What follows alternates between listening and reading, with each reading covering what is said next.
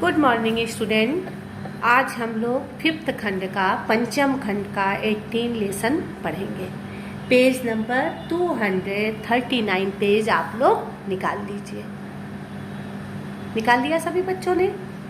अब देखिए, इस लेसन में हम क्या पढ़ेंगे? श्वसन तंत्र का प्रारंभिक ज्ञान। श्वसन तंत्र के बारे में इस लेसन में हम पढ़ेंगे और इसके बाद नेक्स्ट उसमें हम पढ़ेंगे कृत्रिम और प्राकृतिक श्वसन क्रिया। तो आज हम श्वसन तंत्र के बारे में आप लोग को बताएंगे। देखो बेटा, श्वसन एक ऐसी क्रिया है जो पूरे जीवन स्वतः चलती रहती है। अगर श्वसन क्रिया नहीं होगी तो आदमी मृत्यु समझा जाएगा, मरा हुआ समझा जाएगा। सांस लेना और सांस निकालना ये जीवन की एक अनिवार्य क्रिया होती है। बच्चा पैदा होता है, जन्म उपरांत से ही वह सांस लेना शुरू करता है। ये एक अनैच्छिक क्रिया होती है। देखो, जल और भोजन बिना तो मनुष्य कुछ समय तक जीवित रह सकता है, लेकिन वायु बिना एक भी पल जीवित रहना संभव नहीं है। कहते हैं जब तक हृदय में धड़कन है, जब तक शरीर में सांस है, तब तक मनुष्य जीवित है और अन्यथा वह मृत्यु समझा जाता है। देखो, प्रत्येक जीवित जीवधारियों के लिए वायु का आदान उसके अंदर वायु का आदान प्रदान होता रहता है। हम श्वास द्वारा क्या करते हैं? ऑक्सीजन को ग्रहण करते हैं और कार्बन डाइऑक्साइड को शरीर से बाहर निकालते हैं। अब हम ऐसे समझ लें, श्वसन वह क्रिया है जिसके द्वारा रक्त फेफड़ों में श्वास के द्वारा ली गई वायु से ऑक्सीजन जो है क्या करती है? ग्रहण करती है और कार्बन डाइऑक्साइड क्या करती है? छोड़ती है। यही क्रिया हमारे श्वसन क्रिया में होता है कि बाहर से वायु से हम ऑक्सीजन को ग्रहण करते हैं और कार्बन डाइऑक्साइड को क्या करते हैं? शरीर से बाहर निकालते हैं। मतलब सांस लेने की यही प्रक्रिया जो है वह श्वसन तंत्र कहलाती है। देखो, अब हम ये सब जानते हैं कि ऑक्सीजन का मुख्य आधार क्या होता है? वायु होता है। ऑक्सीजन को ग्रहण करना, कार्बन डाइऑक्साइड को निकालना, यही हमारी क्या कहलाता है? श्वसन क्रिया है। ठीक है। अब देखो बेटा, कहते हैं कि श्वसन क्रिया के मतलब कि श्वसन क्रिया में दो प्रक्रिया होती है। दो प्रक्रिया अभी कहते हैं, सांस लेना और सांस को निकालना। तो देखो, फेफड़ों द्वारा शुद्ध वायु को शरीर के अंदर प्रवेश करना प्रश्वसन क्रिया होती है। शरीर मतलब कि हमें बाहर से ऑक्सीजन को सांस लेके ग्रहण करना, ये क्या कहलाता है? प्रश्वसन क्रिया होती है। और शरीर से अपने वायु को, कार्बन डाइऑक्साइड को बाहर निकालना, इसे क्या कहते हैं? निःश्वसन क्रिया कहते हैं। क्या कहते हैं? निःश्वसन क्रिया या उच्छ्वास कहते हैं। ठीक है, ये समझ में आया कि श्वसन क्रिया की दो प्रक्रिया होती हैं।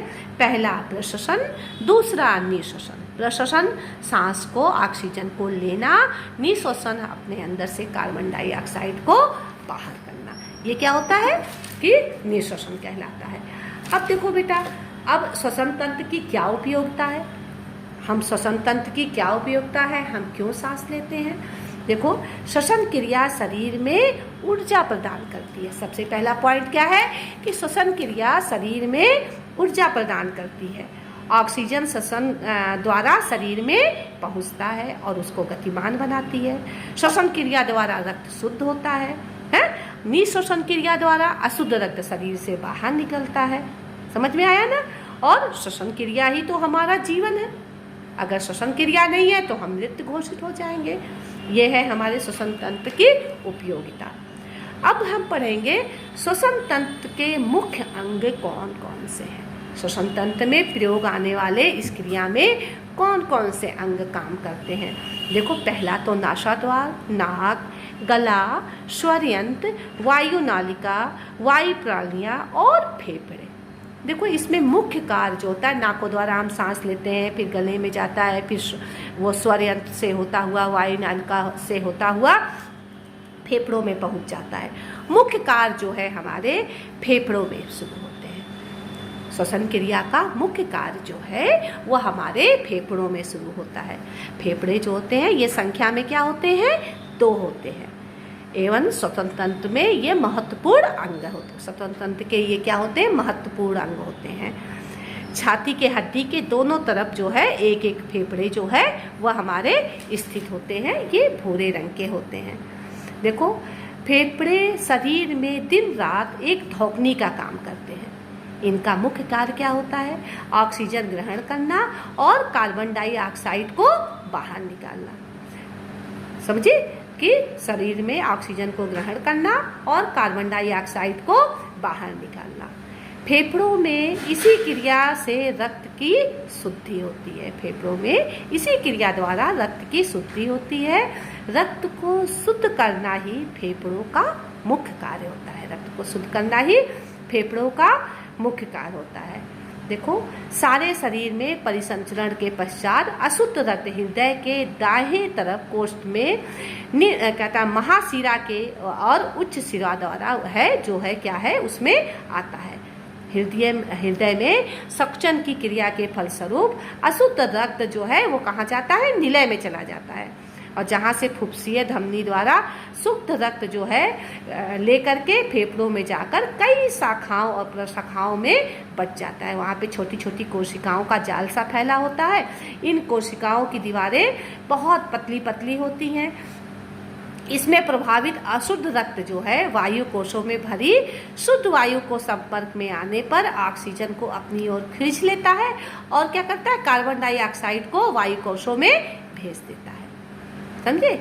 और ऑक्सीजन के अपनी ओर खींचने का कार्य जो है रक्त में उपस्थित जो लाल कणिकाएं होती हैं, हीमोग्लोबिन जो होती हैं, वही करती हैं। तो इस तरह से हम देखते हैं कि हृदय से फेफड़ों में आकर जो रक्त शुद्ध होता है उसमें उनके पोषण का कोई भी संबंध नहीं होता है। हृदय में जितना रक्त आता है वो सारा जो है क्या करता रहता है? लौटा दिया जाता है। फेफड़ों में पोषण से पृथक रक्त नलिकाएं जो आती हैं जो महाधमनी की शाखाओं में होती है। समझ में आया? अब देखो, फेफड़ों का मुख्य कार्य क्या होता है? फेफड़ों का जो है मुख्य कार्य होता है, अभी हम समझें, श्वास के साथ रक्त में मिली कार्बन डाइऑक्साइड को क्या करना रहता है? बाहर निकालना रहता है। दूसरा कार्य क्या होता है? हृदय में आए अशुद्ध रक्त को क्या करना रहता है? ग्रहण करना रहता है। श्वसन द्वारा आई ऑक्सीजन को रक्त द्वारा क्या करते हैं? शुद्ध करना होता है और रक्त को शुद्ध करके पुनः उसे वापस हृदय में भेजना रहता है। ठीक है? ये हमारे फेफड़ों का कार्य होता है। इसमें जो है बेटा मुख्य जो है तुमको यही फेफड़ों को में कैसे रक्त शुद्ध होता है, फेफड़ों के क्या कार्य है, ये मोस्ट इम्पॉर्टेंट होता है। फिर दूसरा पूछते हैं हमारे कहता है जीवन में सांस की क्या उपयोगिता है, श्वसन तंत्र की क्या उपयोगिता है, तो ये आपको पढ़ना है। फिर फेफड़ों के क्या कार्य है ये पढ़ना है। फिर श्वसन तंत्र से आप क्या समझते हैं, श्वसन तंत्र में मुख्य कौन कौन से अंग प्रयोग में आते हैं ये आपको बता देना है। ठीक है? अब आपका है कृत्रिम श्वसन। अब कृत्रिम श्वसन हम आपको नेक्स्ट वीडियो में पढ़ाएंगे। इतना आप पढ़ लीजिएगा। कृत्रिम श्वसन क्या है ये आपको हम नेक्स्ट वीडियो में पढ़ाएंगे। तो आप सबसे पहले लिख लीजिएगा कि श्वसन तंत्र का क्या अर्थ है, श्वसन तंत्र के में प्रयोग आने वाले कौन कौन से अंग हैं। तो थोड़ा थोड़ा नाक के बारे में, नाक द्वारा हम सांस लेते हैं, नाक में जो हमारे बाल होते हैं वो ऑक्सीजन को शुद्ध करके तब अंदर भेजते हैं। तो ये छोटा छोटा ये जो है इसके बारे में लिख करके, लेकिन फेफड़ों के बारे में, फेफड़ों का कार्य, फेफड़ों का महत्व, फेफड़ों की संरचना, इसको आप कायदे से लिख लीजिएगा। ठीक है? कृत्रिम श्वसन हम बाद में पढ़ाएंगे। और निःश्वसन, प्रश्वसन क्या है? श्वसन की दो प्रक्रियाएं होती हैं। निःश्वसन शरीर में ऑक्सीजन को ग्रहण करना, और क्या कहता है प्रश्वसन कहलाती है निःश्वसन, और शरीर में कार्बन डाइऑक्साइड को बाहर निकालना, शरीर से अशुद्ध रक्त को बाहर निकालना, ये निःश्वसन प्रक्रिया होती है। ये आप समझ में आ गया होगा। इसका हमने कृत्रिम श्वास अगले वीडियो में पढ़ाएंगे। और ये आपका अति लघु क्वेश्चन जो है ये हमने जो है लिख दिया है, ये भेज दूंगी, इसको आप फेयर कॉपी पे लिख दीजिएगा। और ये इतना आप लिख दीजिएगा। और इसका हम क्या करेंगे, ये है तुम्हारा ये है, ये 10 क्वेश्चन 11 क्वेश्चन है, ये आप अपना लिख लीजिएगा फिर कॉपी पे। नेक्स्ट वीडियो में हम आपको ये कृत्रिम सांस का इसका जो बचा हुआ चीज़ है लेसन है, ये हम कृत्रिम सांस के बारे में बताएंगे और इसका विस्तृत क्वेश्चन कौन आप लोग को करना है ये बताएंगे। ठीक है बेटा, थैंक यू।